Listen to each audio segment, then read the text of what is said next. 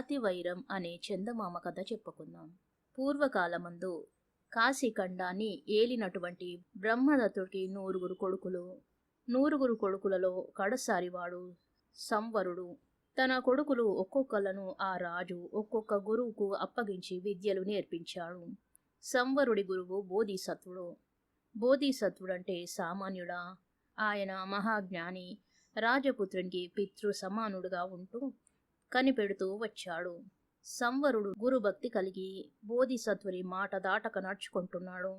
కొంతకాలానికి గురువులందరూ తమ తమ శిష్యులను వెంటబెట్టుకుని వచ్చి, మహారాజా, తమ పిల్లవాళ్ళు సకల విద్యా ప్రవీణులయ్యారు అని చెప్పి రాజుకు అప్పగించి ప్రభు వల్ల సన్మానాలు పొందారు. కొడుకుల ప్రజ్ఞలకు మెచ్చుకొని రాజు సంతోషించాడు. ఒక్కొక్క కుమారుడికి ఒక్కొక్క రాజ్యం ఇచ్చాడు. కడసారివాడైన సంవరుడు విద్యలు పూర్తి అయిన తరువాత గురువును దర్శించి, నా తండ్రి నాకేమైనా రాజ్యం అప్పగిస్తే నేనేం చెయ్యాలి అని ప్రశ్న వేశాడు. అందుకు బోధిసత్వుడు, కుమారా, నీకే నీ తండ్రి రాజ్యం ఇయ్యబోతే నీవు ఇలా చెప్పాలి, ప్రభు, నేనందరికంటే పిన్నవాడను. నేను రాజ్యం పంచుకుపోతే నిన్ను కనిపెట్టుకొని ఉండేవారెవరు? నాకు రాజ్యంతో పనిలేదు. నీ పదకమలములు కనిపెట్టుకుని ఉంటా, ఇదే నాకు విధి అని. ఒకనాడు రాజు బోధిసత్వుని ఆశ్రమానికి వచ్చాడు. సంవరుడు తండ్రికి నమస్కరించి ఒక పక్కగా నిలబడ్డాడు. అతనిని, నీ విద్య పూర్తి అయిందా కుమారా అని అడిగాడు రాజు. అందుకు బదులుగా, పూర్తయింది తండ్రి అని వినయంగా బదులు చెప్పాడు సంవనుడు. అయితే నీకు ఇష్టం వచ్చిన రాజ్యం కోరుకో అన్నాడు రాజు. అందుకు సంవనుడు, తండ్రి, నేనందరికంటే కడసారి వాడను. నేను రాజ్యం పంచుకపోతే నిన్ను కనిపెట్టుకుని ఉండేవారెవరు? నాకు రాజ్యంతో పనిలేదు. నీ పదకమలములు కనిపెట్టుకుని ఉండడమే నాకు కావలసింది అని చెప్పాడు. పసివాడి మాటలకు రాజు సంతోషించి సరే అన్నాడు. ఆ మాట ప్రకారం సంవనుడు తండ్రిని కనిపెట్టుకుని తండ్రి సమక్షమందే ఉంటూ వచ్చాడు. అయితే ఎల్లప్పుడూ గురువరుడైన బోధిసత్వుని సలహా పొందుతూనే ఉన్నాడు. ఒకరోజు నా సంవరుడు మళ్ళీ బోధిసత్వుని అడిగాడు, నాయనా, ఇంకా నేను చేయవలసిన పని ఏమిటి అని. బోధిసత్వుడు చెప్పగా గురువు ఆజ్ఞను అనుసరించి సంవనుడు తండ్రిని అడిగి ఒక బంజరు తీసుకున్నాడు. ఆ బంజరును చక్కటి ఉద్యానవనంగా తయారు చేశాడు. ఊరిలో పెద్ద పెద్దలందర్నీ ఆ ఉద్యానవనానికి రప్పించాడు.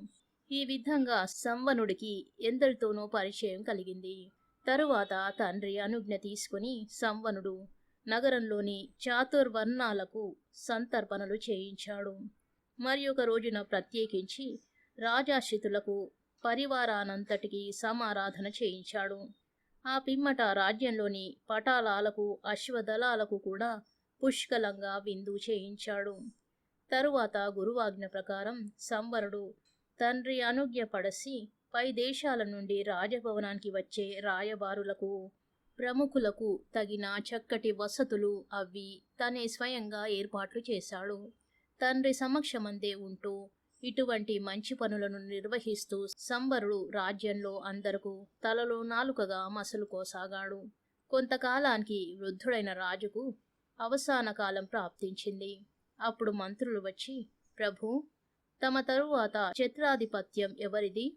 ఏలిక ఉద్దేశం ప్రకారం నడుచుకుంటాము, సెలవియ్యండి అన్నారు. అందుకు రాజు, మంత్రులారా, నా నూరుగురు పుత్రులకు ఛత్రాధిపత్యం పొందే హక్కున్నది. అందులో మీకెవరు నచ్చితే వారికి పట్టం కట్టండి అన్నాడు. తరువాత మంత్రులందరూ సమావేశమై ఈ విషయం బాగా చర్చించారు.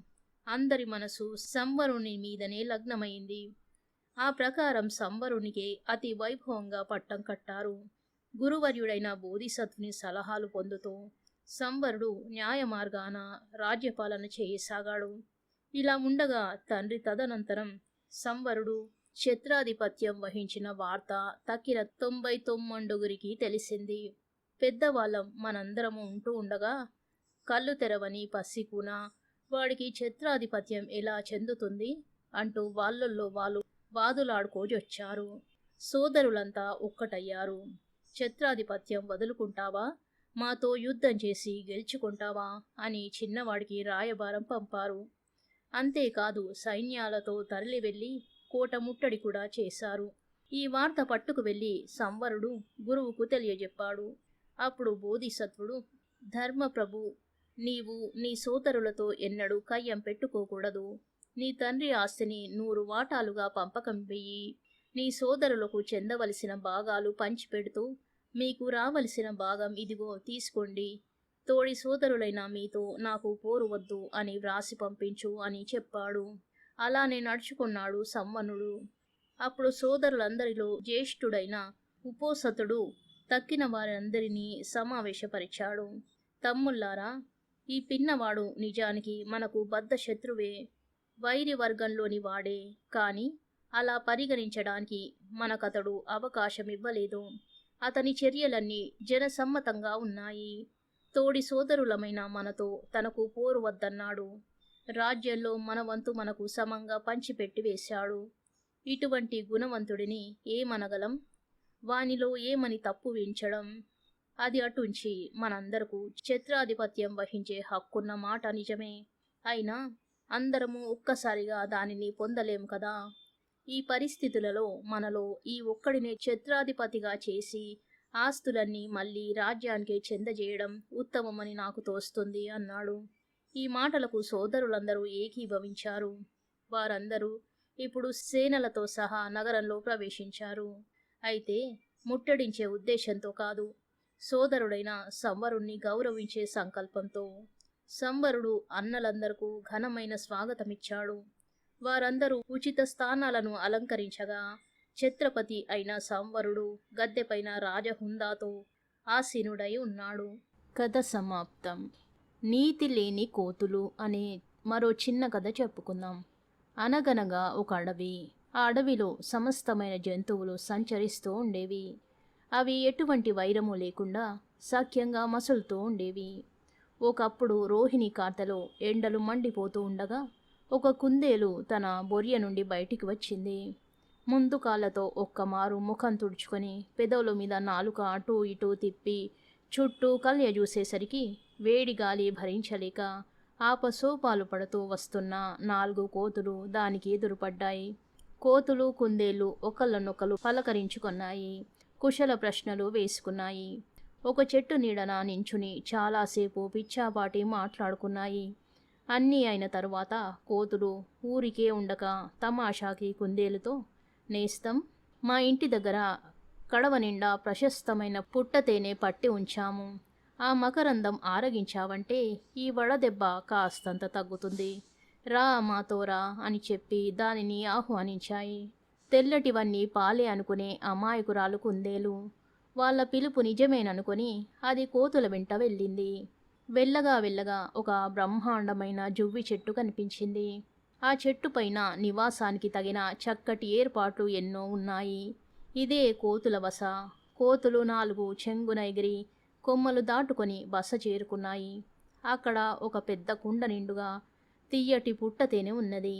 కోతులు 4 చక్కా కూర్చుని వంతుల ప్రకారం ఆ కుండలో తేనె చప్పరించడం ప్రారంభించాయి.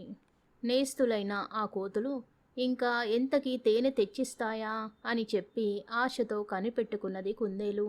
అలాంటివేమీ అవి చెయ్యలేదు సరికదా.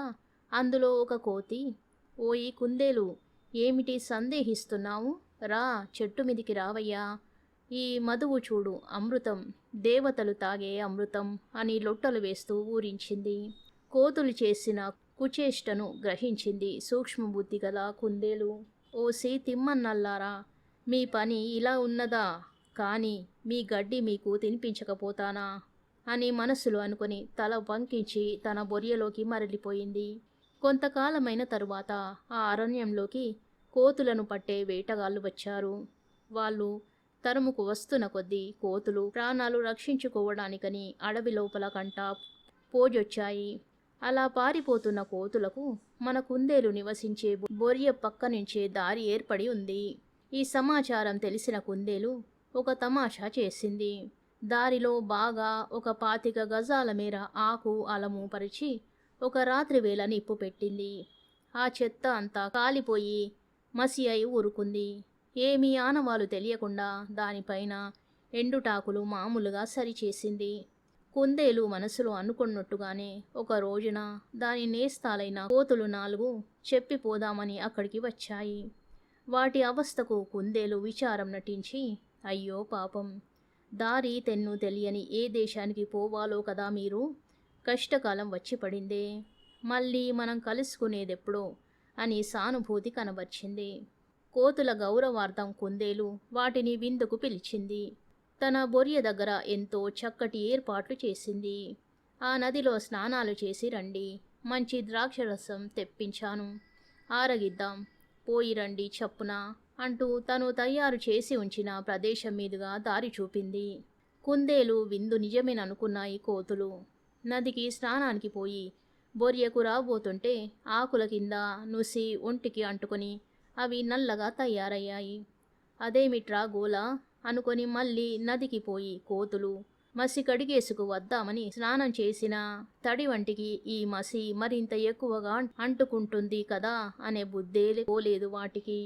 ఈ విధంగా మసి వదుల్చుకుందామనే ప్రయత్నంలో ఆ కోతులు నదికి పోతూ వస్తూ ఉన్నాయి. కానీ వాళ్ళు పరిశుభ్రం చేసుకుని బొరియ చేరుకునే ఉపాయం మట్టుకు వాటికి తోచనే లేదు.